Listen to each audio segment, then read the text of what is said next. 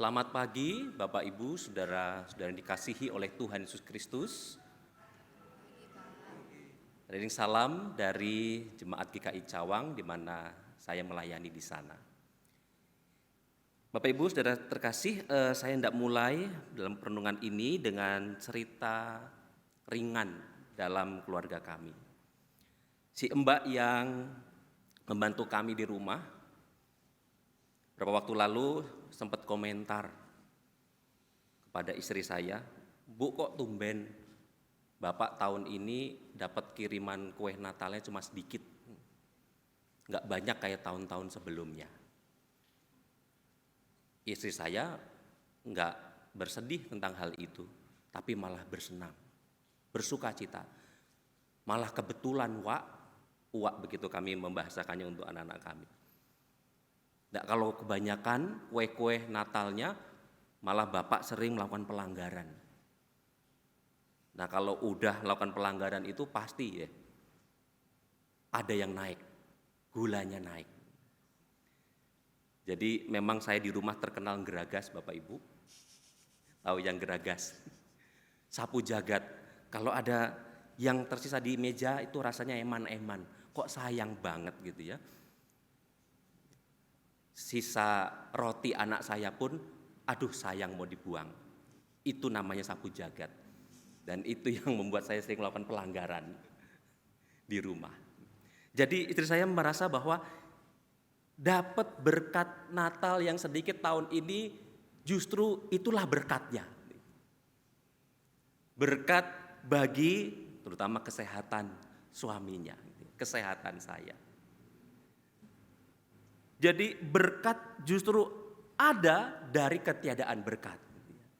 Nah, itu yang boleh kami nikmati, kami syukuri bahwa selalu saja ada hal yang baik yang mau Tuhan nyatakan. Tuhan menjaga, Tuhan menaungi gitu ya, di dalam kasih-Nya. Bahkan ketika kue Natal tidak sebanyak tahun-tahun sebelumnya. Untuk tahun ini.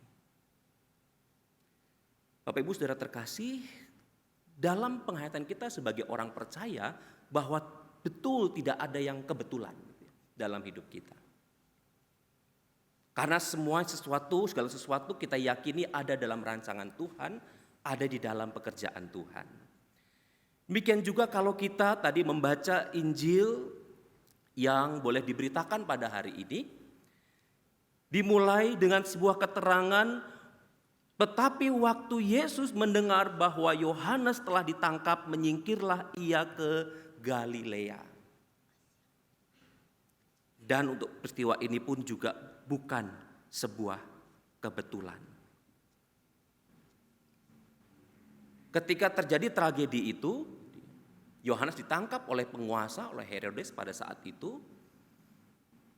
Tapi itulah kesempatan bagi Yesus untuk pergi meninggalkan Nazaret dan menyingkir ke Galilea. Karena memang untuk itulah Yesus harus pergi ke Galilea. Untuk menggenapkan firman yang disampaikan oleh Nabi Yesaya. Untuk Yesus pergi ke sana. Untuk menggenapi nubuatan dari sang Nabi Allah itu. Tanah Zebulon dan tanah Naftali, jalan ke laut, daerah seberang sungai Yordan, Galilea, itu adalah tempat wilayah bangsa-bangsa lain disebutkan di situ. Jadi ke tempat itulah Tuhan menyingkir, dan bukan sebuah kebetulan bahwa di sanalah pekerjaan itu harus dimulai. Untuk apa? Untuk memberitakan kebenaran kerajaan surga. Untuk mewartakan kasih Tuhan, kabar baik bagi semua orang. Jadi berkat anugerah keselamatan itu bukan hanya milik orang-orang Israel saja, gitu ya, umat Tuhan saja. Tetapi juga menjadi bagian bagi semua bangsa. Disebutkan wilayah Galilea itu menjadi wilayah dari bangsa-bangsa lain juga. Karena di sanalah tempat yang disebut juga dengan Samaria adalah tempat di mana kaum Israel telah mengalami penjajahan dari bangsa Asyur, sehingga kemudian dari hasil penjajahan itu bercampur baurlah orang-orang Israel di sana dengan bangsa-bangsa lain. Jadi hidup di antara orang-orang Israel adalah bangsa-bangsa asing. Jadi ini menjadi melting pot, tempat perjumpaan berbagai bangsa yang ada di dunia pada waktu itu. Tempat yang dituju, yang dinubuatkan. Kesanalah berita kabar baik, kabar keselamatan, berita tentang kerajaan Allah harus dinyatakan. Jadi kalau tadi kita membaca Yesaya pasal 9, di situ sudah dinubuatkan. Bangsa yang berjalan di dalam kegelapan telah melihat terang yang besar, mereka yang diam di negeri kekelaman atasnya terang telah bersinar. Jadi untuk itulah, untuk membawa terang itulah Tuhan Yesus datang ke Galilea dan memulai pelayanannya dari sana. Bapak Ibu Saudara terkasih dalam Tuhan Yesus Kristus, karena konteks Galilea yang sebagian besar adalah penduduk Samaria itu, memang kita tahu dari sejarahnya bahwa orang Yahudi dengan orang-orang Samaria itu saling bertentangan satu dengan yang lainnya. Terutama orang-orang Yahudi tidak mau menerima kehadiran orang-orang Samaria yang dianggap tidak lagi menjadi bagian dari umat Tuhan. Orang-orang Samaria tidak layak lagi disebut sebagai umat Tuhan. Mereka sudah menjadi bangsa lain karena mereka bercampur baur. Budaya mereka sudah campur aduk. Sehingga bahkan budaya-budaya asing yang hidup di tengah-tengah mereka juga mereka hidupi. Sehingga dianggap mereka tidak lagi menyembah Allah dengan murni. Ibadah mereka bukan ibadah yang sejati. Nah, jadi dalam konteks itulah kemudian bangsa Samaria ini, orang-orang Galilea yang hidup di sekitarnya, daerah Kapernaum dan sekitarnya dipandang sebagai tempat yang gelap, yang suram. Yang dimana kabar baik itu tidak akan sampai ke sana. Kabar keselamatan itu bukan menjadi milik mereka, bukan menjadi hak mereka. Tetapi ternyata melalui nubuatan sang Nabi Yesaya, yang saat ini digenapi dalam narasi ini oleh kehadiran Yesus Kristus yang bukan karena sebuah kebetulan dia harus menyingkir ke tempat itu, kini berita, kini kabar keselamatan itu juga boleh sampai di sana. Tempat yang gelap, tempat yang kelam itu kini boleh melihat terang yang sejati, yaitu di dalam Yesus Kristus yang hadir untuk menyelamatkan, untuk mengabarkan kabar sukacita, untuk mewartakan kerajaan sorga di tengah-tengah mereka. Jadi mereka boleh melihat terang itu pada akhirnya melalui kehadiran Tuhan Yesus Kristus. Nah, Bapak Ibu Saudara yang terkasih dalam Tuhan Yesus Kristus, maka di sini kita boleh melihat satu karya Tuhan yang juga boleh dinyatakan keselamatan bagi semua bangsa, justru dimulai dari sebuah tragedi yang menimpa Yohanes Pembaptis, pelayan Tuhan yang setia itu, yang memberikan hidupnya untuk membuka jalan bagi Sang Mesias. Dia harus ditangkap. Tetapi pada saat itu juga Tuhan membawa terang itu bagi semua bangsa. Nah, Yesus di situ melanjutkan apa yang telah dimulai oleh sang pembuka jalan Yohanes. Tapi kita tahu bahwa ada yang menarik, ada yang unik. Kalau Yohanes berseru, bertobatlah kerajaan Allah sudah dekat, lalu orang-orang datang kepadanya, memberi diri untuk dibaptis dan diselamatkan di sungai Yordan itu. Tetapi di dalam Yesus Kristus justru Sang Mesias inilah yang pergi kepada orang-orang itu. Mendatangi orang-orang yang hidup dalam kegelapan itu supaya mereka pun boleh melihat terang, boleh menerima kabar keselamatan, dan disitulah kemudian Yesus mulai memberitakan kerajaan surga. Di ayat 17 dikatakan sejak waktu itulah Yesus memberitakan bertobatlah sebab kerajaan surga sudah dekat. Jadi sama yang diberitakan oleh Yohanes, seruan pertobatan bahwa kerajaan Allah sudah dekat. Tapi yang berbeda adalah pada saat Yohanes orang-orang datang kepadanya. Tetapi ketika Yesus mulai pekerjaannya, dia yang mendatangi orang-orang itu. Kaum yang terhilang dari umat Tuhan. Dan bukan hanya berhenti pada umat Tuhan yang terhilang, tapi juga kepada semua bangsa asing lainnya, supaya kabar keselamatan itu sampai kepada mereka. Jadi dari sungai Yordan menuju ke Galilea, ini merupakan perjalanan permulaan yang penting dalam pelayanan Yesus Kristus bersama dengan para muridnya, yang juga ia memanggil para muridnya di sana. Sebuah prosesi perjalanan pelayanan Yesus yang sangat penting, menjadi tonggak bagi dimulainya pemberitaan tentang kerajaan sorga, pewartaan tentang kabar baik, tentang kabar keselamatan itu. Sebuah perjalanan yang penting untuk membawa berita, kerugma, dalam tema kita pada hari ini. Tentang kerajaan Allah, berita tentang kerajaan Allah. Sebuah perjalanan untuk mengajarkan hidup di dalam kasih. Dalam didake ini pengajarannya Yesus mengajarkan tentang kasih. Bagaimana kasih itu adalah gaya hidup kerajaan sorga.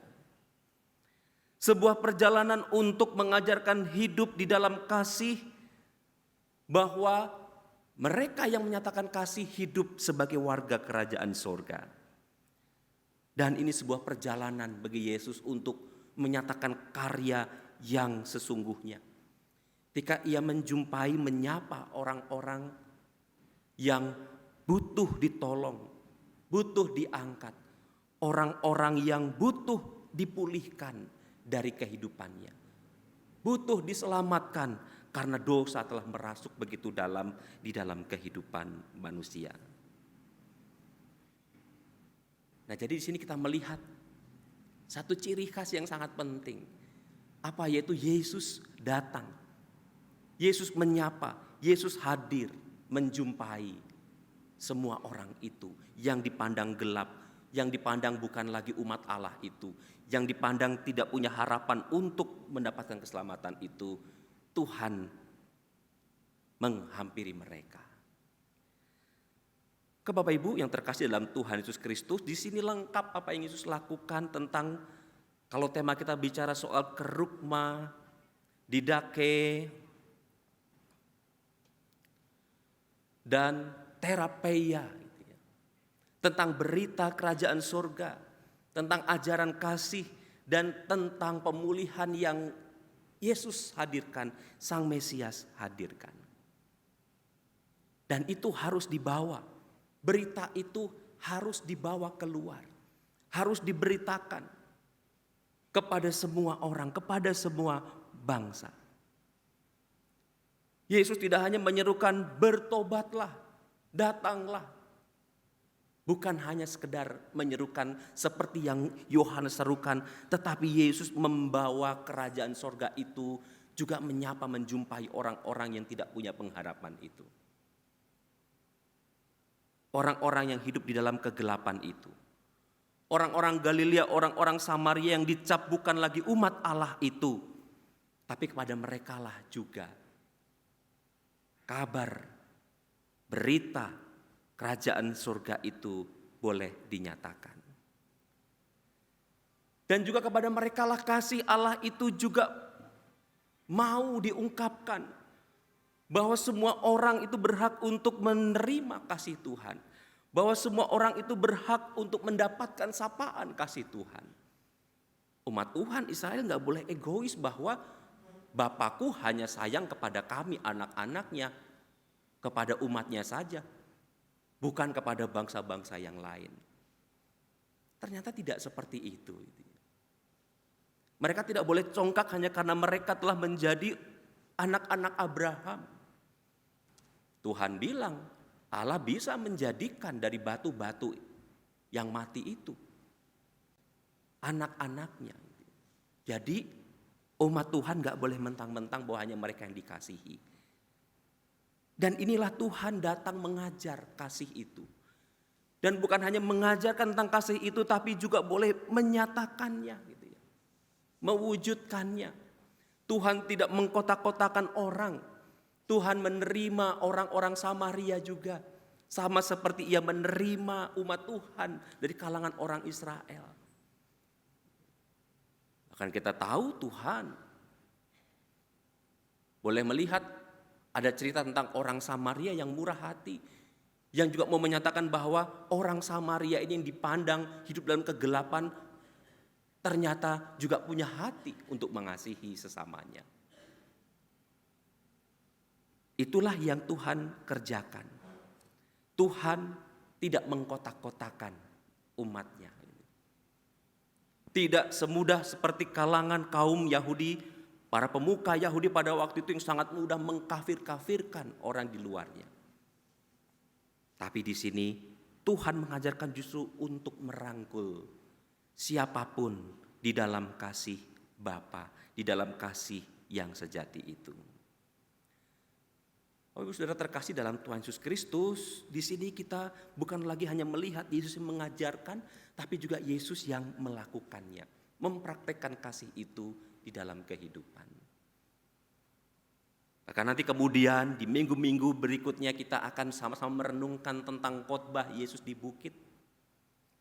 Tuhan yang mengajarkan tentang bagaimana kasih itu mengajak semua orang untuk melakukan lebih dari yang biasa. Sudah biasa kalau orang ditampar pipi kanan akan membalas yang menamparnya itu bahkan lebih jahat lagi. Tapi Tuhan akan mengajarkan kalau kau ditampar pipi kananmu, berikanlah juga pipimu yang kiri. Itu karena kasih yang memampukannya. Kasih yang tidak menginginkan orang lain hilang, tersingkir, tapi kasih yang mau merangkul. Jadi konon kalau orang Yahudi itu kalau menampar pakai pipi kanan itu dia akan menggunakan punggung tangannya. Jadi seolah mengatakan, enyah kau dari hadapanku. Tapi ketika Tuhan menyatakan berikanlah pipimu yang kiri. Kalau kamu ditampar, supaya apa? Supaya enggak putus hubungan itu. Nah, orang kalau akan menampar orang lain dengan pipi yang kiri, maka dia harus menggunakan tangan bagian dalamnya. Ini menyimbolkan tentang penerimaan. Jadi tidak ada relasi yang terputus. Maka yang diupayakan apa? Pemulihan, rekonsiliasi. Itu yang mau dikerjakan. Walaupun betapa sakitnya untuk mengerjakan kasih yang seperti itu. Harga diri sudah tercabik karena dianggap seperti hewan, enyah kau dari hadapanku. Tapi kini kita harus berusaha untuk terus datang kepadanya. Ayolah kita berbaikan lagi. Ini kuberikan pipiku yang kiri. Rentangkan tanganmu untuk menerima kembali. Kalau ada kesalahpahaman, kalau ada kekeliruan, maka pemulihan yang mau diupayakan, relasi yang boleh dipulihkan itu yang mau dikerjakan di dalam kasih Tuhan. Nah, Bapak Ibu Saudara terkasih, maka ketika di sini kita menghayati tema kerugma, didake dan terapeia, maka kita diajak untuk bukan hanya mengaminkan berita kerajaan sorga yang hadir dan menyapa kehidupan kita. Kita boleh dipanggil menjadi warga negara kerajaan sorga karena apa? Karena kita telah menerima anugerah keselamatan dari Tuhan dalam hidup kita. Ya, kita aminkan itu. Kita bersyukur. Dan kita boleh belajar tentang kasih itu dari Tuhan Yesus. Bahkan Tuhan yang mempraktekannya. Bahkan Tuhan yang memberikan dirinya, memberikan hidupnya untuk menyelamatkan kita juga. Jadi Tuhan bukan sekadar guru selamat gitu ya. Mungkin kalau Yohanes itu disebut guru selamat, dia mengajarkan bertobatlah, lalu orang-orang datang kepadanya. Tapi Yesus juga, dia guru selamat, dia mengajarkan, tapi dia juga adalah juru selamat, Mesias, yang menuntun, yang mengajak kita berjalan dalam keselamatan itu. Yang gak cuma mengajarkan, tapi dia menuntun kita untuk menghidup di dalam anugerah keselamatan itu. Kalau tadi kita boleh merenungkan lagu yang disampaikan pujian dari grup angklung Bethlehem, juga boleh mengingatkan tentang itu bahwa Tuhan yang menyelamatkanku. Betul itu gitu ya. Iman kita berbicara begitu. Kita nggak ragu lagi, Yesus yang sudah memberikan hidupnya bagiku. Menyatakan kasihnya begitu besar untuk hidupku. Supaya aku nggak hidup dalam kegelapan. Supaya aku nggak lagi hidup di dalam keputusasaan karena dosa kita hanya akan membawa maut dalam hidup kita. Lalu kita akan berpikir, buat apa hidup ini kalau hidup ini sia-sia, semuanya berakhir dalam ketiadaan. Ternyata di dalam karya kasih keselamatan Tuhan, hidup kita bermakna, hidup kita punya tujuan, hidup kita punya nilai. Sehingga kita boleh menikmati anugerah itu, kasih Tuhan itu yang memulihkan hidup kita pertama-tama. Kasih Tuhan yang mau datang kepada kita dan menyapa setiap kita, menyentuh hidup kita. Bahwa dia sungguh penolong yang mau terus hadir bersama dengan kita di dalam pergumulan kehidupan kita juga sehari lepas sehari. Jadi dengan lagu tadi kita mau menghayati hidup kita sudah dipulihkan oleh Tuhan. Tuhan menyelamatkan kita di dalam kasih-Nya yang besar. Kita boleh menjadi kaya di dalam pengharapan, di dalam segala kebajikan Tuhan, kebaikan-kebaikan karya Tuhan. Yang sudah kita rasakan, sudah kita kecap setiap saat, setiap waktu. Jadi saya percaya setiap kita Bapak Ibu Saudara-saudari, kalau kita boleh melihat dalam perjalanan kehidupan iman kita, tentu memang pasti ada jatuh bangun. Tapi di sana kita terus menemukan kasih Tuhan, pertolongan Tuhan yang gak pernah absen tuh. Rencana Tuhan yang pada waktu yang tepat ternyata kita boleh mengakui, oh ini toh rancanganmu Tuhan. Oh ini toh maksudmu Tuhan. Kalau kemarin harus ada peristiwa seperti itu. Oh ini toh maksudmu Tuhan kalau hari ini kue-kue Natal gak sebanyak di meja makanku seperti tahun-tahun sebelumnya. Karena Engkau mengasihiku. Anggota jemaatku mengasihi pendetanya gitu ya. Apalagi kalau dikasih mentahnya gitu kan. Itu lebih sehat lagi pendetanya mungkin ya. Guyon Bapak Ibu. Jadi selalu melihat bahwa Tuhan hadir, Tuhan datang, Tuhan menolong, Tuhan memulihkan. Nah di dalam penghayatan bahwa hidup kita dipulihkan, ditolong oleh Tuhan. Kita diajar oleh kasih Tuhan. Kita boleh direngkuh dalam berita, kabar sukacita kerajaan sorga itu. Maka kita mau menghayati juga hidup sebagai pribadi-pribadi yang dipulihkan. Supaya apa? Supaya kita juga boleh menghadirkan pemulihan, menghadirkan berkat bagi orang-orang di sekitar kita. Menghadirkan berkat bagi siapapun juga. Bagi orang-orang yang ada di sekitar kita maupun juga bagi sesama kita manusia. Bahwa perjalanan Tuhan sampai ke Galilea ini juga mau memberi makna. Danau Galilea, di sekitar Danau Galilea itu Tuhan memulai pelayanannya bersama dengan murid-muridnya. Untuk mengabarkan kabar baik, kasih Tuhan, keselamatan Tuhan itu. Dan kita boleh melihat bagaimana Danau Galilea itu menjadi danau yang subur. Menjadi danau yang kaya dengan kehidupan di dalamnya. Karena apa? Karena danau Galilea mengalirkan air yang diterimanya kepada sungai-sungai kecil di sekitarnya. Sehingga air dari danau Galilea itu juga memberi kehidupan kepada sungai-sungai kecil di sekitarnya. Jika kita membandingkan dengan laut mati, maka kita tahu apa yang terjadi dengan laut mati itu. Karena laut itu tidak mengalirkan air kepada sekitarnya. Nah, Bapak Ibu Saudara terkasih, mari kita mau menghayati hidup yang disapa kasih Tuhan, disapa oleh berita kerajaan sorga, dan bahkan disapa oleh pemulihan Tuhan. Kita juga mau menghadirkan berkat yang mengalirkan berkat yang juga boleh memulihkan kehidupan orang-orang di sekitar kita. Saya dapat mentahnya Bapak Ibu.